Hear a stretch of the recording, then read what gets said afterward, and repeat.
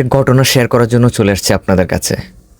সেটা হচ্ছে যে আমি বেশ কয়েকদিন আগে ১-১.৫ মাস হচ্ছে একটা বাজারে গিয়েছিলাম। বাজারের নামটা আসলে মেনশন করব না। তো আমি গিয়েছিলাম একটা কুলিং কর্নারে।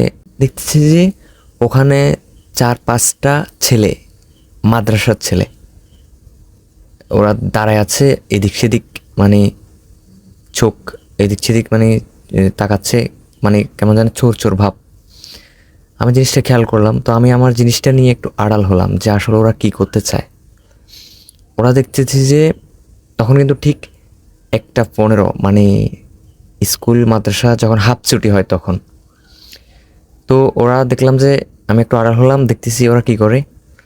দেখতেছি যে একটা কিংবা দুইটা সিগারেট নিল, আর ওটা একটা লাইটার নিয়ে সিগারেটটা ধরিয়ে ওরা পিছনে চলে গেছে, মানে কুলিং কর্নারের পেছনের একটা ছোট রুমে।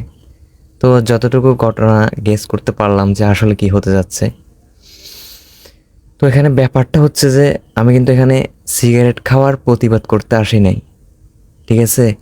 তো আমার কথা হচ্ছে যে ওরা পাঞ্জাবি টুপি পরা একটা মাদ্রাসার ছেলে, মাদ্রাসার লেবাসধারী একটা ছেলে একটা কুলিং কর্নারে গিয়ে হাফ ছুটির টাইমে কুলিং কর্নার থেকে কী নিচ্ছে? সিগারেট নিচ্ছে। সিগারেট নিয়ে পেছনে যা টানতেছে। ওরা তো একদিন করতেছে না, ঠিক আছে না, অনেক দিন ধরে এরকম করে।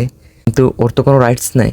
টুপি পাঞ্জাবি পরে মাদ্রাসার চলাকালীন হাফ ছুটির টাইমে সবাইকে দেখিয়ে দিয়ে সিগারেট টানানো। এখানে ওর ভাবমূর্তি বাদ দিলাম, সমাজের ভাবমূর্তি বাদ দিলাম, মাদ্রাসার ভাবমূর্তি বাদ দিলাম, ইসলামের ভাবমূর্তি কোথায় নিয়ে গেছে ওই ছেলেটা। চিন্তা করেন জাস্ট একবার ওই ছেলেগুলো। ভাই, তোর সিগারেট খাওয়ার ইচ্ছা, তুই সিগারেট খা না ভাই, তোকে কেউ নিষেধ করতেছে না। তুই মাদ্রাসার টাইমে, মাদ্রাসার টিফিন টাইমে তুই কুলিং কর্নারে যায় টুপি পাঞ্জাবি পরে ইসলামের লেবাসধারী হয়ে তোকে সিগারেট টানতে ওদিকে কে দিছে ভাই? কে দিছে আমাকে একটু বল। কোনো দরকার আছে? তুই ইসলামের ভাবমূর্তি কোথায় নিয়ে যাচ্ছস একবার চিন্তা করছস? তোকে তো সিগারেট খেতে কেউ নিষেধ করতেছে না। তুই অফ টাইমে খা, তুই লুকে খা, জঙ্গলে খা, যেখানে ইচ্ছে সেখানে খা। আমার মনে হচ্ছে মাদ্রাসা থেকে মানে এই ব্যাপারে কোনো শাস্তি কিংবা কোনো পদক্ষেপই নেয় না, না হয় কিন্তু এই অবস্থা হতো না। বেয়াদবের একটা লিমিট থাকা দরকার। কোনো পদক্ষেপ নেয় না, মাদ্রাসা থেকে কোনো পদক্ষেপই নেয় না, না হয় এই অবস্থা হতো না। মানুষ মাদ্রাসায় পাঠায় তার সন্তানকে আলেম বানানোর জন্য, আর ওখান থেকে বের হয় জালেম। সত্যি বলতে জালেম বের হয়। এটা আমার কথা না, মানুষের কথা।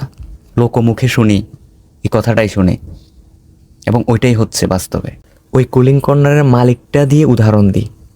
আপনি কি চিন্তা করছেন ওর নাতি নাতনি কিংবা কাউকে মাদ্রাসায় ভর্তি করানোর চিন্তা করবে? কারণ ও জানে যে মাদ্রাসায় ভর্তি করে আলেম থেকে জালেম বেশি হবে। কারণ ও জিনিসটা উপলব্ধি করতে পেরেছে, জিনিসটা জানতে পেরেছে, এবং ও আত্মীয় স্বজন পাড়া প্রতিবেশী আরও ২-৪ জনকে এই ব্যাপারে টোটালি নিষেধ করে দেবে। সত্যি বলতে এটা। কারণ মাদ্রাসায় কী হচ্ছে, মাদ্রাসায় স্টুডেন্ট মানে হওয়ার কথা কি, হচ্ছেটা কি, জিনিসটা আসলে নেওয়ার মতো না।